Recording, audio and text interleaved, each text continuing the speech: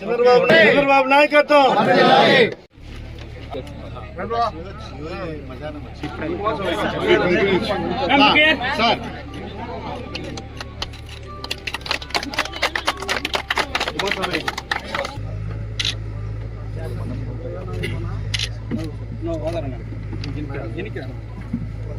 కనపడలేదు ఎన్నికరానా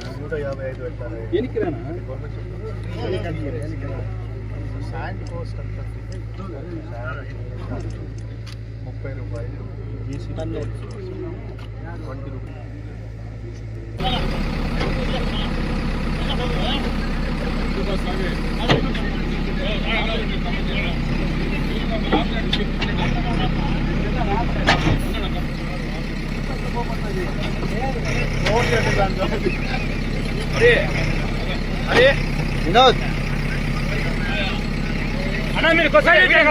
సంతోషకరం. ఏదైతే తెలుగుదేశం ప్రభుత్వం వచ్చిన తక్షణం పేద ప్రజలకు అందిస్తామన్నట్టే ఈరోజు ఇసుక పాలసీ కొద్ది అనివార్య కారణాల వల్ల అంటే టెక్నికల్ ఇష్యూస్ ఉన్నాయి కాబట్టి ఆలస్యమైంది. బట్ ఏదైతే ఏమి ఇచ్చిన మాట ప్రకారం అది ఏ టైం అయినా కూడా జీవో వచ్చింది. ఇప్పుడే కలెక్టర్ గారు, మన జిల్లా అధ్యక్షులు రాజన్ గారు, అలాగే పార్లమెంటరీ అధ్యక్షులు కాజూర్ బాలాజన్న గారు, మా ఎక్స్ మేయర్ గారు, మాజీ ఎమ్మెల్సీ దొరబాబన్న గారు, వీరందరి సమక్షంలో ఇక్కడే పాలూరు రీచ్ వద్ద ప్రజలకి ఇవాళ స్టార్ట్ చేసి ఇవ్వడం జరిగింది.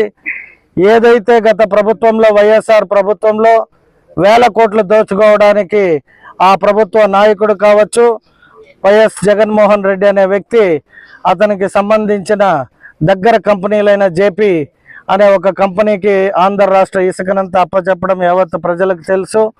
అటువంటివి చేయని మా ముఖ్యమంత్రి గారు పేద ప్రజలకు ఏవైతే హామీలు ఇచ్చామో, అలాగే నిర్మాణ రంగంలో కూలీలు, వారికి కూడా కూలీలు లేక ఇసుక దొరకలేదని అనేక సందర్భాల్లో ప్రజలు సమస్యలు చెప్పుకున్నారు.